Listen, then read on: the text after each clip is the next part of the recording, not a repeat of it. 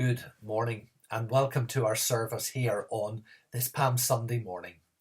I'd like to read to you, if I may, from Matthew chapter 21, and we're going to begin to read at the first verse.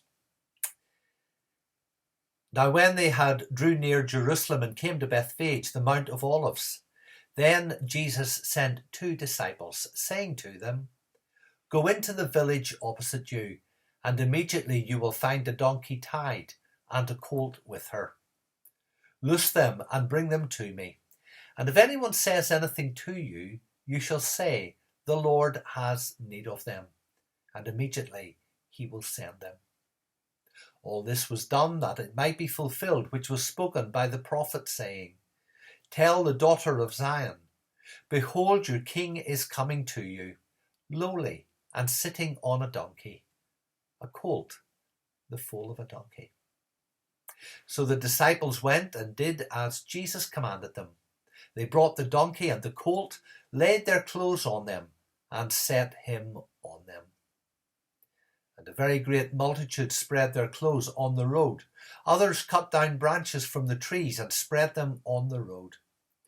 Then the multitudes who went before and those who followed cried out, saying, "Hosanna to the Son of David. Blessed is he who comes in the name of the Lord. Hosanna in the highest." Amen. I was watching a program on television the other day, looking at the last day or so of the life of President Kennedy. And I noticed that when it got to the stage that you saw when Air Force One landed at Love Field Airport in Dallas, and he got into the top of that open-top car and he drove through the streets of Dallas, time after time I found myself thinking, stop, turn around, get out of the way. There is danger here. And I wonder if you feel the same way. I get the same impression when I read this passage on Palm Sunday. That sense of wanting to say to Jesus, get away. You're riding into danger. You're riding into tragedy. Isn't it interesting that Jesus rode into Jerusalem on a donkey? In biblical times, the donkey was a sign of peace.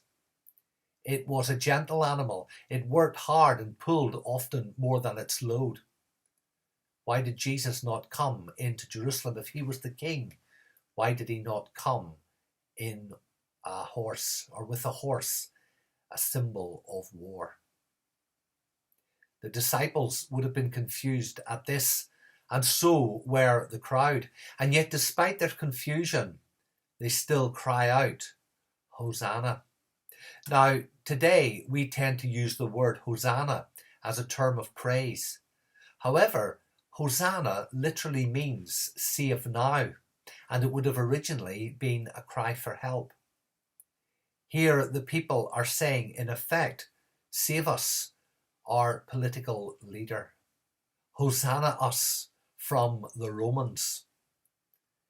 Whereas Jesus is saying, I am going to Hosanna you all from something that is much bigger than the Romans.